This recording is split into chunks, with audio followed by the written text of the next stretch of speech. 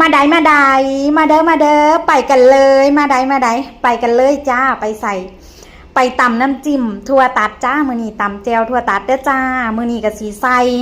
ตะไคร้จัก2-3 ตอนลงไปก่อนเนาะค่ะเพิ่มความหอมแล้วก็ตามด้วยรากผักชีจ้าแล้วกับสีใส่บักพริกของเฮาเนาะค่ะบักพริกของเฮากับหลายเติบค่ะซุปสีแดงแล้วมือนี้เฮากับสีใส่รสดีกับผงชูรสแต่จริงๆแล้วว่าแมนผงชูรสเด้อจ้าตาลายน้ำตาลไส้ขาวจ้ามือนี่น้ำจิ้มเฮากะสีหวานผิดปกติเนาะค่ะเพราะว่าเฮาตาลายไส้น้ำตาล2-3เทื่อค่ะทั่วตัดกะหวานอยู่แล้วแต่ว่าเฮากะใส่น้ำตาลปีบน้ำแล้วก็ใส่น้ำตาลไส้ขาวเพราะว่าเฮามองเป็นผงชูรสจ้าเฮามองเป็นผงนัว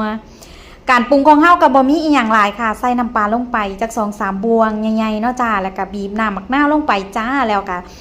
ตามด้วยน้ำอุ่นที่เฮาต้มไว้เนาะค่ะอุ่นๆพออุ่นๆเด้อจ้าแล้วก็ใส่ลงไปแล้วก็คนเนาะค่ะมื้อนี้ก็สิเฮ็ดแบบเข้มข้นจักหน่อยแล้วเฮาก็สิใส่ผงนัวลงไปค่ะตามด้วยผักต้นผักชีที่เฮาซอยไว้เนาะค่ะเฮาก็ใส่ลงไปเรียบร้อยเนาะค่ะมื้อนี้กินข้าวอยู่กลางทงเด้อค่ะมื้อนี้กินกับอ้ายหลายๆคนเลยจ้ามื้อนี้เลิกงานพร้อมกันแต่ว่าเอ้ยเพิ่นหนึ่งข้าวใหม่เพิ่นเอิ้นมากินข้าวน้ำกันอยู่ทงไห้ทงหน้าค่ะพี่น้องมื้อนี้หนึ่งข้าวไหม้เพิ่นว่าข้าวเหนียวไหม้พากันมากินข้าวน้ำกันเด้อมาตุ่มมาโฮมน้ำกันว่าซาน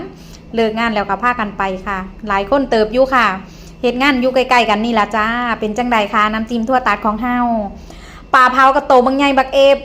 แล้วก็ค้างไว้สูงย่านมันใหม่ก่อนสุกว่าซานนั่งทากินน้ำเก๊กฮวยไปเบิดในระหว่างที่รอก็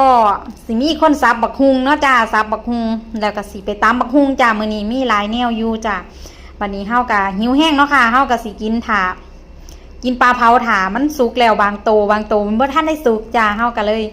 ซิมก่อนหมู่เลยหิวข้าวแห้งจ้าพี่น้องคำใหญ่ๆตาสวดเลยจ้าพี่น้อง2-3 คำอิ่มเลยบ่แม่นหยังเด้อิ่มข้าวเหนียวใหม่ค่ะพี่น้องเอามา